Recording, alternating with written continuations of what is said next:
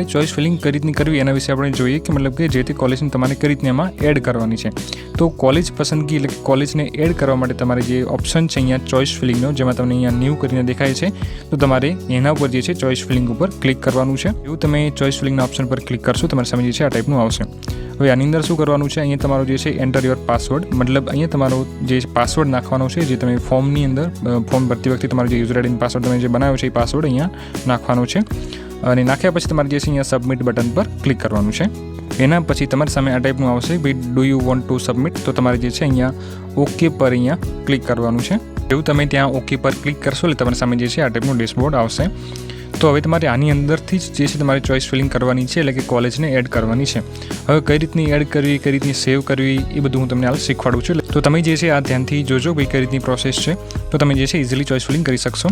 તો એના પહેલાં તમારે શું કરવાનું છે, ભાઈ તમે ચોઇસ ફિલિંગ કરી રહ્યા છો તો તમારી જે આ વેબસાઇટ છે એમાં તમારે એની ડેસ્કટોપ સાઇડ કરી લેવાની છે. કઈ રીતે ડેસ્કટોપ સાઇડ કરવાની છે કે અહીંયા તમને જે ઉપર જે 3 ટપકા દેખાશે, ધારો કે તમે ક્રોમ બ્રાઉઝર યુઝ કરતા હશો તો, અને એની અંદર તમને જે છે એક સાઇડમાં ઓપ્શન મળશે અહીંયા ડેસ્કટોપ સાઇડનો.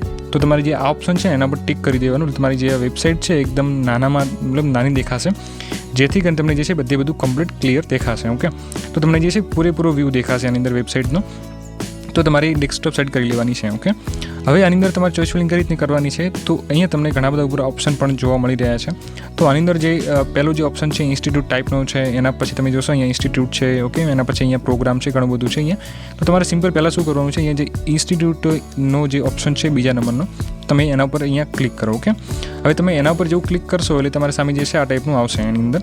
તો એમાં શું કરવાનું છે કે અહીંયા તમારે જે છે જે તે કોલેજનું નામ લખવાનું છે, અથવા તમે એનું સિટીનું નામ લખો, કાં તો સુરત લખો, કાં તો તમે જે છે ધારો કે અમદાવાદ લખો. ઓકે, તો એ કોલેજ જેટલી પણ ધારો કે અમદાવાદમાં કોલેજ હશે બધી એની અંદર આવી જશે. ઓકે, કાં તો તમને એનું કોલેજનું નામ કમ્પ્લીટ યાદ છે તો તમે એમાં અહીંયા ટાઈપ કરી શકો છો, અથવા તમે શું કરશો, આની અંદર તમને જે છે અહીંયા બધી કોલેજ અહીંયા દેખાશે. તો તમે આ રીતના સ્ક્રોલ કરીને પણ એને એ કોલેજને અહીંયા સિલેક્ટ કરી શકો છો જેમાં તમારે એડમિશન લેવાનું છે.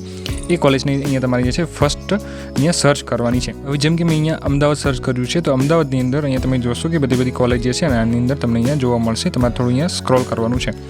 હવે તમારે જેમાં એડમિશન લેવાનું છે એ તમારે કોલેજ અહીંયા સિલેક્ટ કરવાની છે. જેમ કે મારે એડમિશન લેવું છે ગવર્મેન્ટ પોલિટેકનિક અમદાવાદમાં, તો હું જે છે અહીંયા એ કોલેજ એના ઉપર અહીંયા ટિક કરીશ, તો એ કોલેજ જે છે અહીંયા સિલેક્ટ થઈ જશે.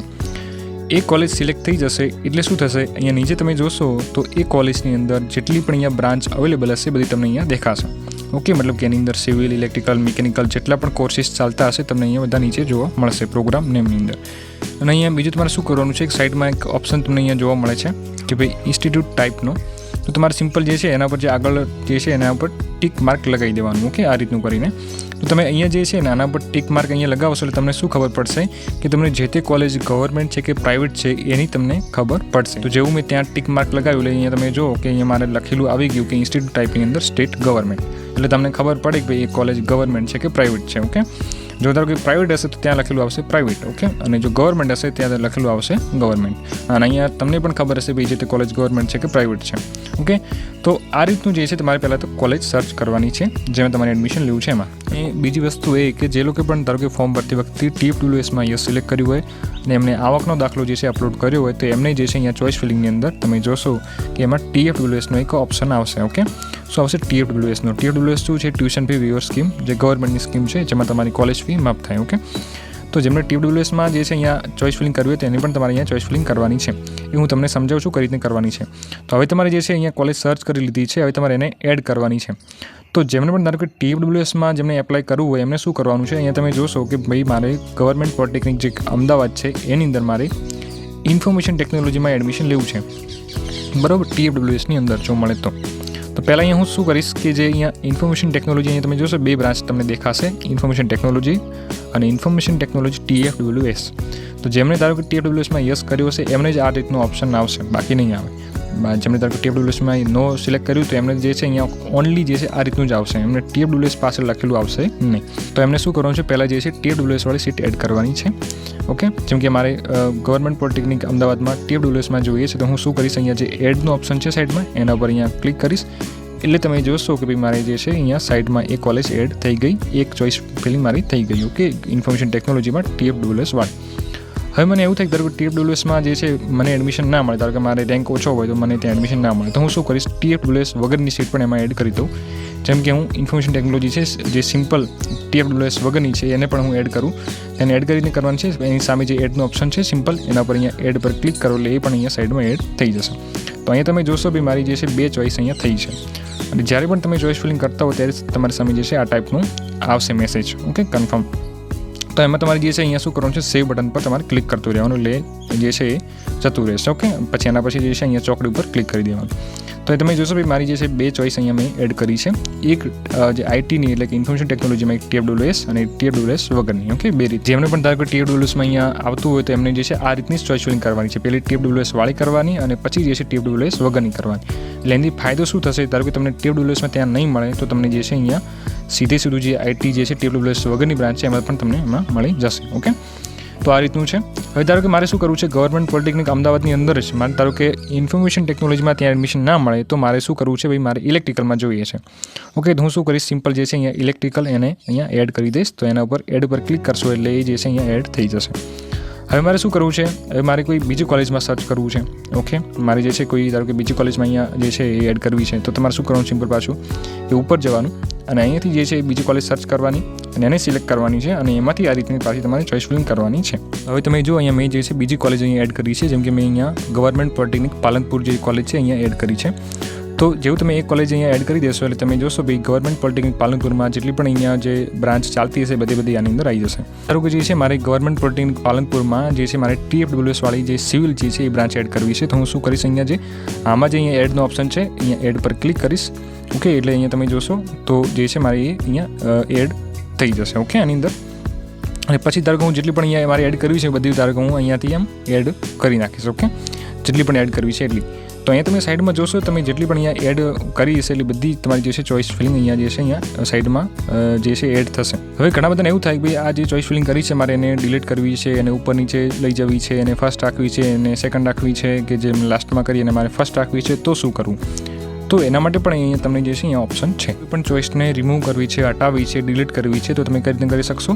જેમ કે અહીંયા મેં જે ગવર્મેન્ટ પોલિટેકનિક પાલનપુરમાં જે ઇલેક્ટ્રિકલમાં મેં કરેલ છે એને મારે ડિલીટ કરવી છે, તો હું શું કરીશ, અહીંયા રિમૂવનો ઓપ્શન છે એના ઉપર ક્લિક કરીશ અને પછી ઓકે કરીશ. તો એ જે મારી ચોઈસ હતી ઇલેક્ટ્રિકલની એ અહીંયા ડિલીટ થઈ જશે, ઓકે. તો આ રીતનું તમે ડિલીટ પણ કરી શકો છો. હવે ધારો કે મારી જે છે કોઈ પણ ચોઈસ ફિલિંગને મારે ઉપર નીચે કરવી છે, જેમ કે અહીંયા તમે જુઓ કે ભાઈ આ જે સિવિલ જે છે એ મારે 5 નંબરની ચોઈસ ફિલિંગ છે, ઓકે. અને અહીંયા જોશો તમે મિકેનિકલ જે છે 6 નંબરની ચોઈસ છે. તો મારે શું કરવું છે, ભાઈ આ મિકેનિકલ જે છે એને મારે ઉપર લઈ જવું છે અને સિવિલને મારે નીચે લાવવું છે. તો શું કરવાનું, તો અહીંયા તમે જુઓ કે સાઈડમાં તમને એક ઓપ્શન અહીંયા જોવા મળે છે, અપ અને ડાઉનના બંને ઓપ્શન છે.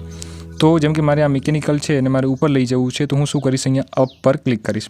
તો અહીંયા જો હું અપ પર ક્લિક કરું તમે જુઓ કે ભાઈ મિકેનિકલ જે છે અહીંયા 5 ઉપર આવી ગયું અને સિવિલ જે છે 6 ઉપર આવી ગયું.